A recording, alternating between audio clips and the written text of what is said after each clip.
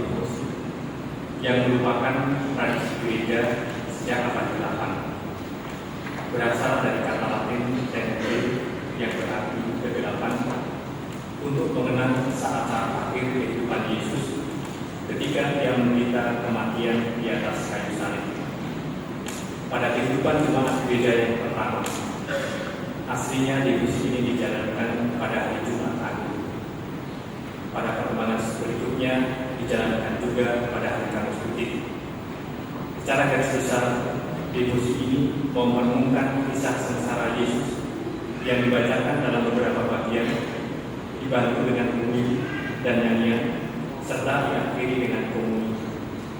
Pusat dari devosi ini adalah lilin bernyala, yang dalam upacara ini satu persatu akan padam sebagai lambang pudarnya kesetiaan para murid dan para pengikut Yesus satu persatu, sehingga akhirnya tidak ada yang setia lagi dan Yesus dibiarkan sendiri dalam kegelapan kematian. Sementara salib yang menjadi pusat penghormatan pada hari ini melambangkan Kristus yang dengan kematiannya menjungkir balikan lambang salib dari lambang kematian tunggal menjadi lambang kemenangan atas dosa manusia.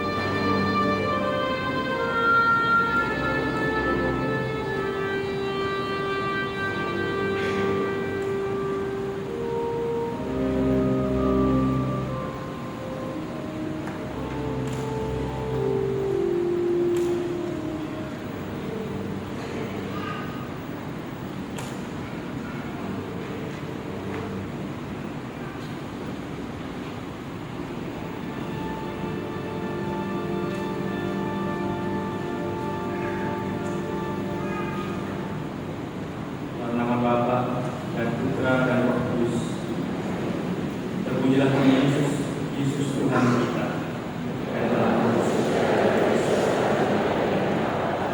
Untuk kita dan untuk keselamatan kita, Yesus telah taat sampai mati, bahkan sampai mati di salib.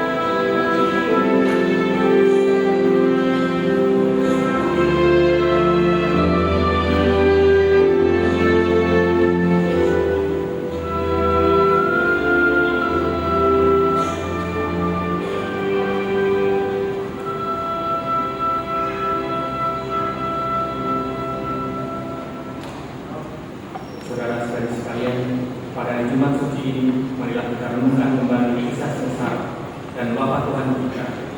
Dengan hati dan pikiran, marilah kita arahkan pandangan kita ke Taman Getsemani dan Balai Pengadilan Pilatus dan bahkan ke Bukit Golgota. Marilah kita dengarkan lewat kitab suci kisah kehendak kasih Tuhan di dalam penderitaan Raja Yesus Kristus dan pengorbanan jiwanya untuk manusia. Pada kesempatan ini, marilah kita berdoa untuk kepentingan umat di seluruh dunia, yaitu keadilan dan damai untuk persatuan dan bersih gereja.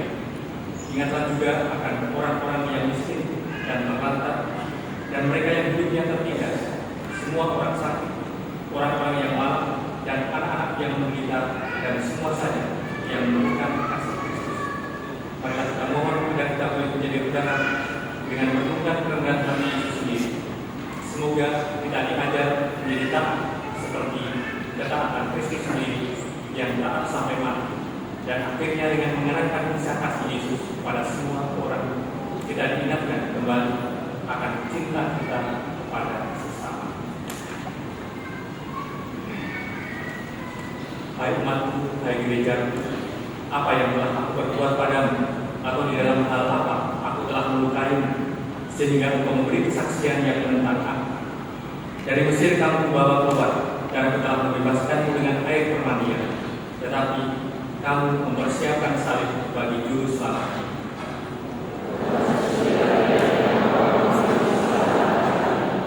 40 tahun lamanya aku memimpin kamu melewati padang gurun dan memberi kamu mana. Aku menyertai kamu mengatasi sengsara dan berbagai wabah penyakit. Aku memberikan diriku sebagai roti dari surga, tetapi kamu mempersiapkan salib bagi juru selamat.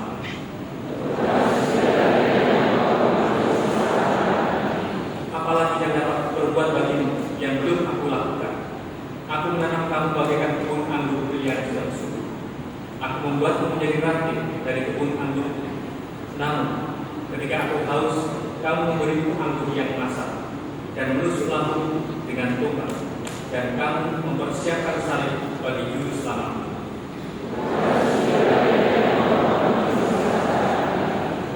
Aku telah menjadi Kristen dalam tiang awan, dan kamu menyeretku ke depan gedung pengadilan Pilatus. Aku telah menjadi momok bagi musuh-musuhmu dan telah mengantar kamu menuju tanah kebebasan. Tapi kamu mengancam, memperolok-olok dan memukul aku. Aku memberi kamu air keselamatan, namun kepadaku kamu memberi empedu, dan kamu biarkan aku dalam kehausan, dan kamu mempersiapkan salib bagi juru selamat.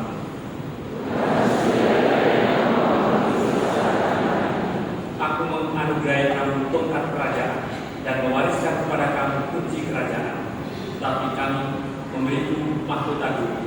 Dengan kekuasaanku aku telah meninggikan kamu, tetapi kamu mempersiapkan salib bagi juru selamat.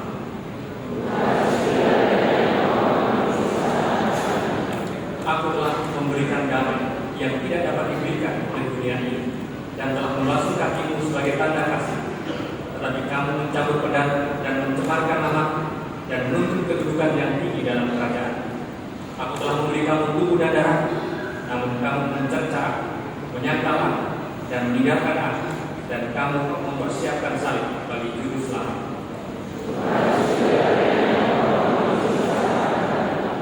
Aku telah mengutus roh kebenaran untuk membimbingmu, namun kamu menutupkan hatimu terhadap kebenaran. Aku berdoa agar semua menjadi satu, seperti aku di dalam Bapa dan Bapa di dalam aku. Namun kamu tak kunjung berhenti bermusuhan dan berpecah-belah. Aku mengutus kamu untuk pergi dan terus-menerus menghasilkan buah. Namun kamu melucuti pakaian dan kamu mempersiapkan salib bagi juru selamat.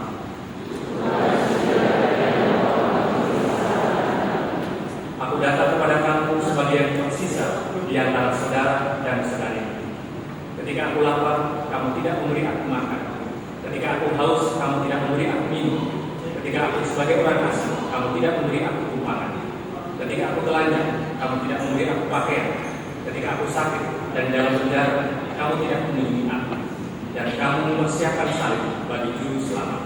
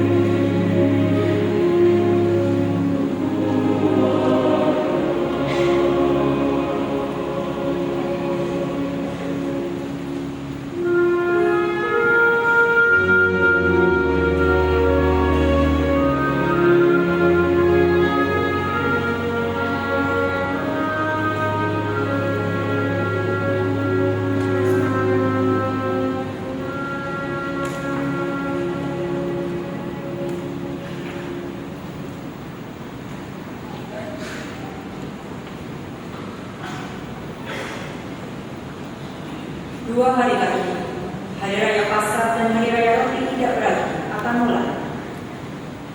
Imam-imam kepala dan ahli-ahli Taurat mencari jalan untuk menangkap dan membunuh Yesus dengan tipu muslihat. Dan mereka berkata, jangan pada waktu perayaan, supaya jangan timbul keributan di antara mereka. Ketika Yesus berada di Betania, di rumah Simon si Kusta, dan sedang duduk makan, datanglah seorang perempuan membawa suatu kulit-kulit walam berisi minyak narwas murni yang mahal harganya. Setelah memecahkan leher kulit-kulit itu, perempuan tadi mencurahkan minyak ke atas kepala Yesus. Ada orang yang menjadi besar dan berkata seorang kepada yang lain, untuk apa memboroskan minyak narwas ini?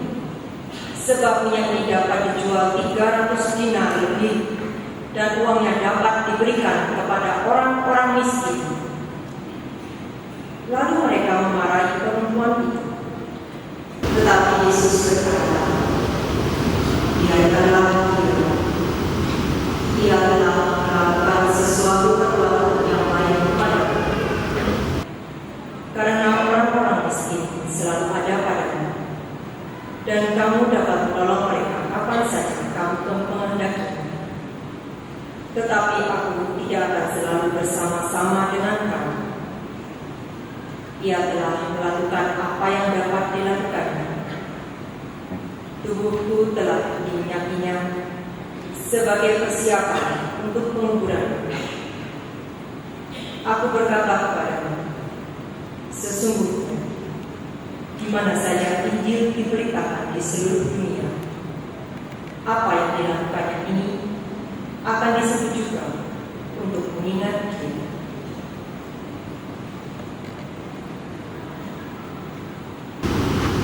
Lalu berbila-bila sekali salah seorang dari 12 Yesus kepada imam-imam kepala dengan maksud untuk menyerahkan Yesus kepada mereka.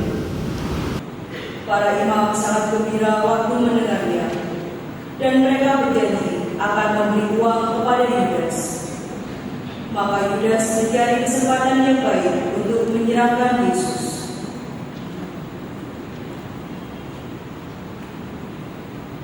Pada hari pertama dari Hari Raya Roti Tidak Beragi, pada waktu orang menyembelih domba Paskah, murid-murid berkata kepada Yesus, ke tempat mana engkau menghendaki kami pergi untuk mempersiapkan perjamuan Paskah bagimu? Lalu Yesus menyuruh 2 orang muridnya dengan pesan, pergilah ke kota. Di sana kamu akan bertemu dengan seorang yang membawa kendi berisi air. Ikutilah dia, dan katakanlah kepada pemilik rumah yang dimasukinya, Guru berpesan, di manakah ruangan yang disediakan bagiku untuk makan Paskah bersama dengan murid-muridku? Lalu orang itu akan menunjukkan kepadamu sebuah ruangan atas yang besar, yang sudah lengkap dan tersedia. Disitulah kamu harus menyiapkan perjamuan Paskah untuk. Maka berangkatlah kedua murid itu. Setibanya di kota, mereka dapati semua seperti yang dikatakan Yesus kepada mereka. Lalu mereka menyiapkan Paskah. Setelah hari malam, datanglah Yesus bersama dengan ke-12 muridnya. Ketika mereka duduk di situ dan sedang makan, Yesus berkata, aku berkata kepadamu, sesungguhnya seorang di antara kamu akan menyerahkan aku, yaitu dia yang makan dengan aku.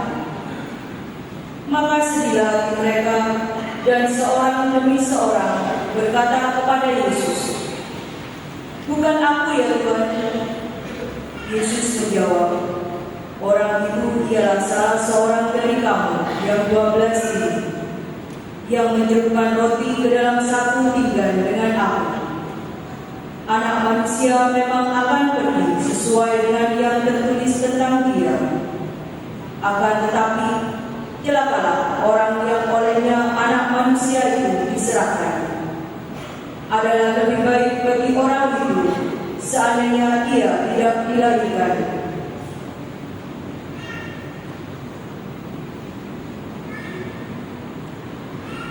Ketika Yesus dan murid-muridnya sedang makan, Yesus mengambil roti, mengucap berkat, memecah-mecah roti itu, lalu memberikannya kepada para murid seraya berkata, "Ambillah, inilah tubuhku." Sesudah itu ia mengambil cawan, mengucap syukur, lalu memberikannya kepada para murid, dan mereka semua minum dari cawan itu. Dan Yesus berkata kepada mereka, "Inilah darahku, darah perjanjian, yang ditumpahkan bagi banyak orang. Aku berkata kepadamu, sesungguhnya aku tidak lagi akan minum hasil pokok anggur sampai pada hari aku meminumnya yang baru, yaitu dalam kerajaan Allah." Sesudah menyanyikan lagu pujian, pergilah mereka ke Bukit Zaitun.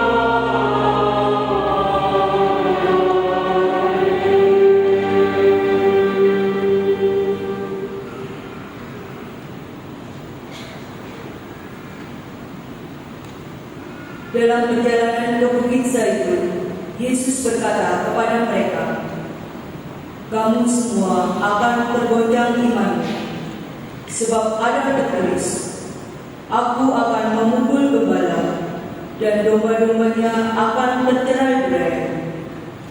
Akan tetapi, sesudah bangkit, Aku akan mendahului kamu ke Galilea." Kata Petrus kepada Yesus, "Biarpun mereka semua tergoncang imannya, aku tidak."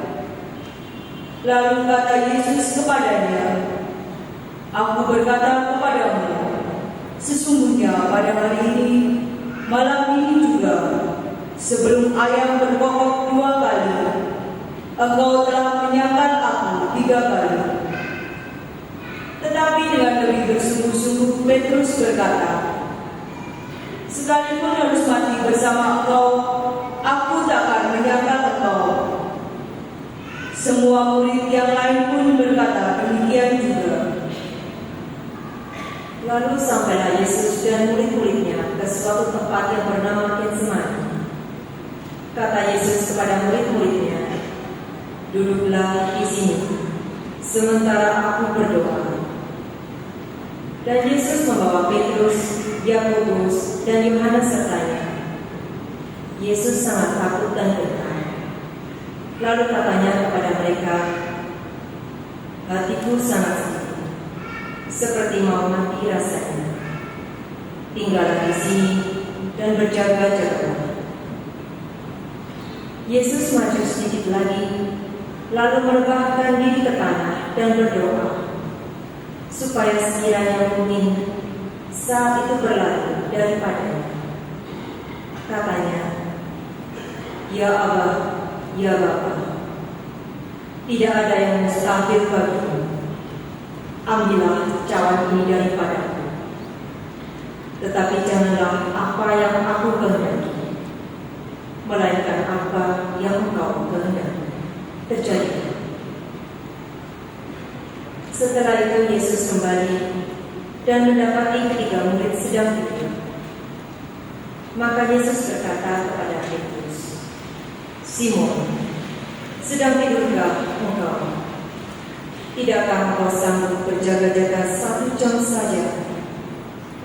Berjaga-jaga dan berdoa, supaya kamu jangan jatuh ke dalam pencobaan. Roh memang penuh, tetapi daging lemah. Lalu Yesus pergi lagi dan mengucapkan doa yang sama. Dan ketika kembali pulang, Ia mendapati mereka sedang tidur, sebab mata mereka sudah gelap, dan mereka tidak tahu jawab apa yang harus mereka berikan kepada Yesus. Kemudian Yesus kembali untuk ketiga kalinya dan berkata kepada mereka, tidurlah sekarang dan istirahatlah. Cukuplah, saatnya sudah tiba. Lihat, Anak Manusia diserahkan ke tangan orang-orang berdosa. Bangunlah, marilah kita pergi. Dia yang menyerahkan aku sudah dekat.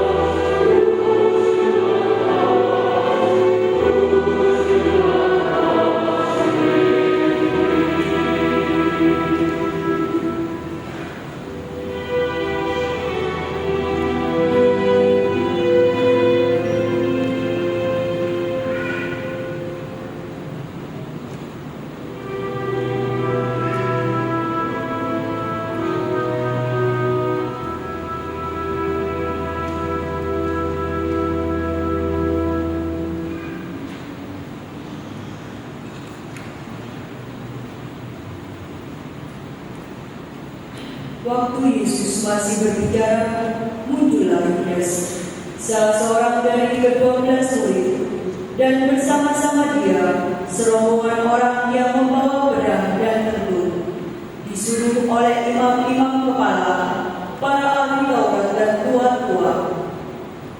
Orang yang menyerahkan Yesus itu sudah memberitahukan tanda ini kepada mereka. Orang yang akan kucium, itulah dia. Tangkaplah dia dan bawalah dengan selamat.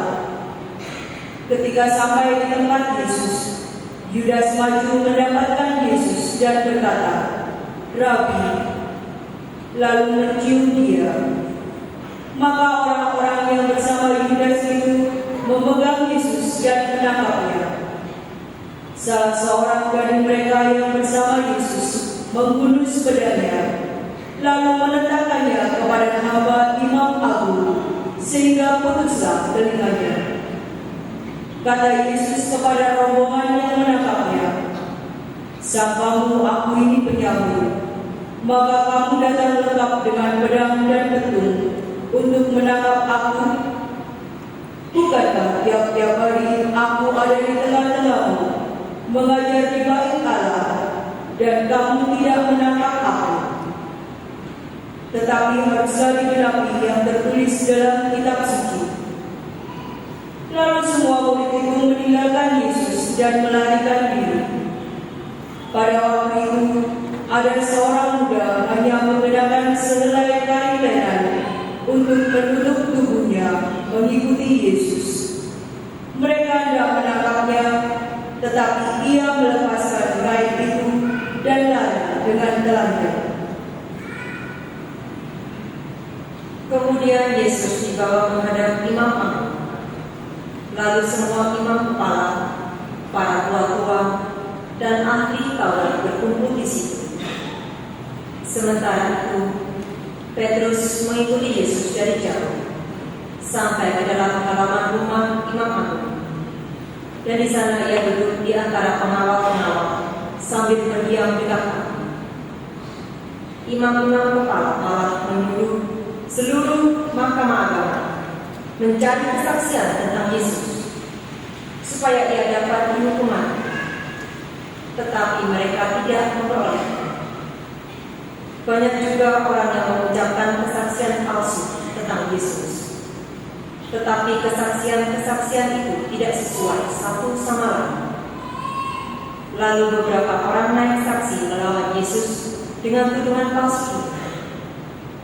"Kami sudah mendengar orang ini berkata, 'Aku akan merobohkan bait suci buatan tangan manusia ini dalam 3 hari, akan kudirikan yang lain, yang bukan buatan tangan manusia.'" Dalam hal ini pun kesaksian mereka tidak sesuai satu sama lain. Maka imam agung bangkit berdiri di tengah-tengah sidang dan bertanya kepada Yesus, "Tidakkah engkau memberi jawab atas tuduhan-tuduhan para saksi ini terhadap engkau?" Tetapi Yesus tetap diam dan tidak menjawab apa-apa. Sekali lagi imam agung itu bertanya kepadanya, "Apakah engkau Mesias, anak dari yang terpuji?" Jawab Yesus, "Akulah dia.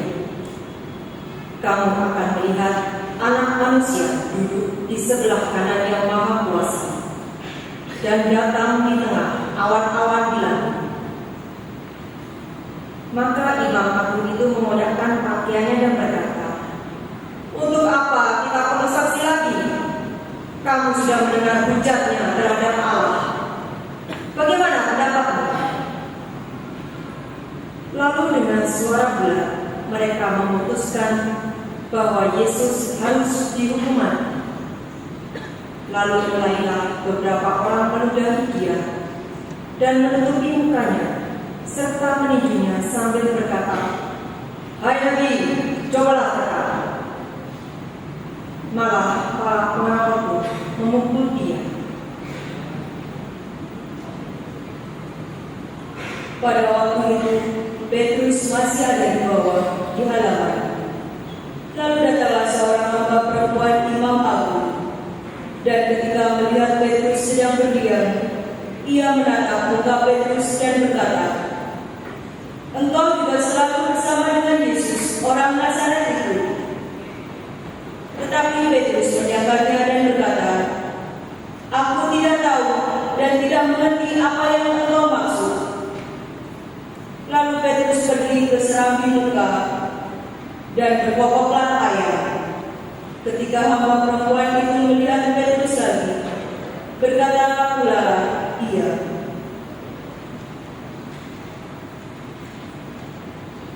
kepada orang-orang yang ada di situ, "Orang ini adalah salah seorang dari mereka." Tetapi Petrus menyangkalnya pula. Tidak lama kemudian, orang-orang yang ada di situ berkata juga kepada Petrus, "Engkau ini pasti salah seorang dari mereka, apalagi engkau seorang Galilea." Maka mulailah Petrus mengutuk dan bersumpah, "Aku tidak kenal orang yang kamu sebut-sebut ini." Dan pada saat itu berkokoklah ayam untuk kedua kalinya. Maka teringatlah Petrus bahwa Yesus telah berkata kepadanya, "Sebelum ayam berkokok 2 kali, engkau telah menyangkal aku 3 kali." Lalu menangislah Petrus terseduh-seduh.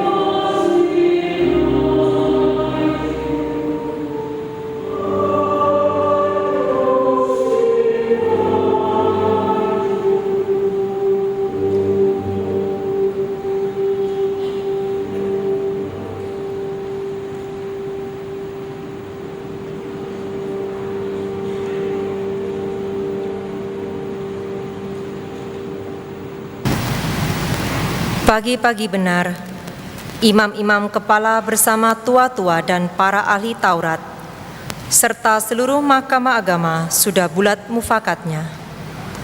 Mereka membelenggu Yesus, lalu membawa Dia dan menyerahkannya kepada Pilatus.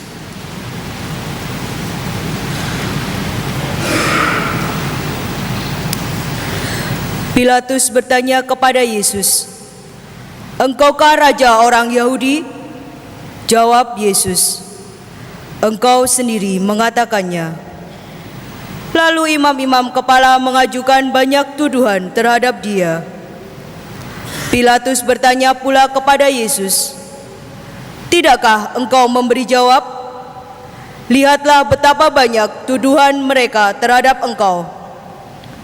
Tetapi Yesus sama sekali tidak menjawab lagi, sehingga Pilatus merasa heran. Telah menjadi kebiasaan untuk membebaskan orang hukuman pada tiap-tiap hari raya menurut permintaan orang banyak.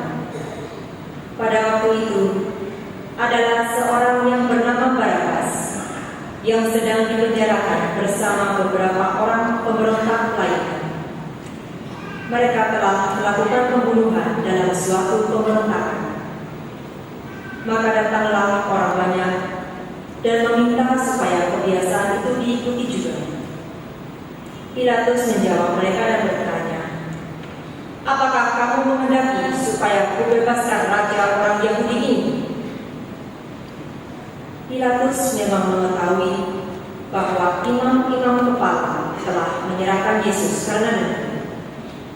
Tetapi imam-imam kepala menghasut orang banyak supaya meminta Barabaslah yang dibebaskan bagi mereka. Pilatus sekali lagi menjawab dan bertanya kepada mereka, "Kalau begitu, apakah yang harus kuperbuat dengan dia yang kamu sebut raja orang Yahudi ini?" Mereka berkata, "Salibkanlah dia." Lalu Pilatus berkata kepada mereka, "Tetapi kejahatan apakah yang telah dilakukannya?" Namun mereka makin keras berteriak, "Salibkanlah dia!" Dan karena ingin memuaskan hati orang banyak itu, Pilatus membebaskan Barabas bagi mereka. Tetapi Yesus disesahkan, lalu dia diserahkan untuk disalibkan.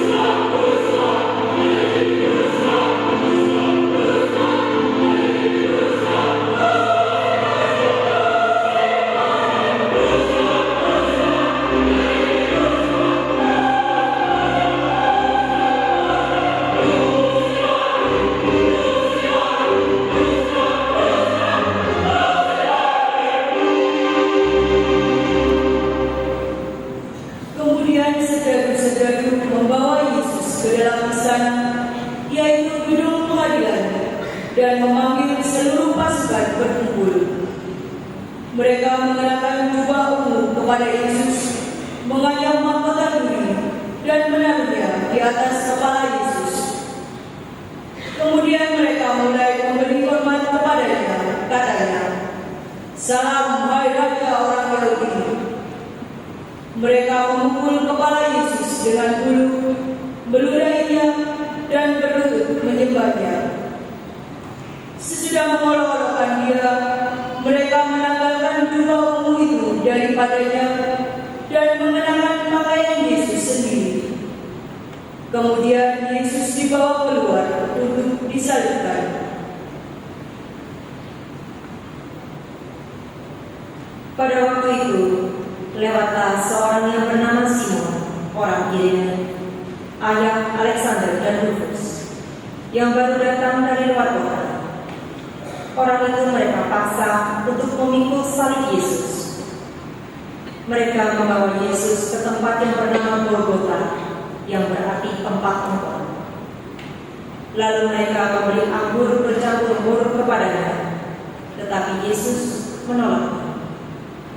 Kemudian mereka menyalibkan Yesus, lalu membagi pakaiannya dengan membuang bulu atasnya untuk menentukan bagian masing-masing. Saat Yesus disalibkan, hari menuju jam 9. Alasan mengapa ia dihukum disebut pula pada tulisan yang terpasang di situ, Raja orang Yahudi. Bersama dengan Yesus disalibkan dua orang penyamun, seorang di sebelah kanannya dan seorang di sebelah kiri. Demikian genaplah nas Alkitab yang berbunyi, "Ia akan terhitung di antara orang-orang durhaka."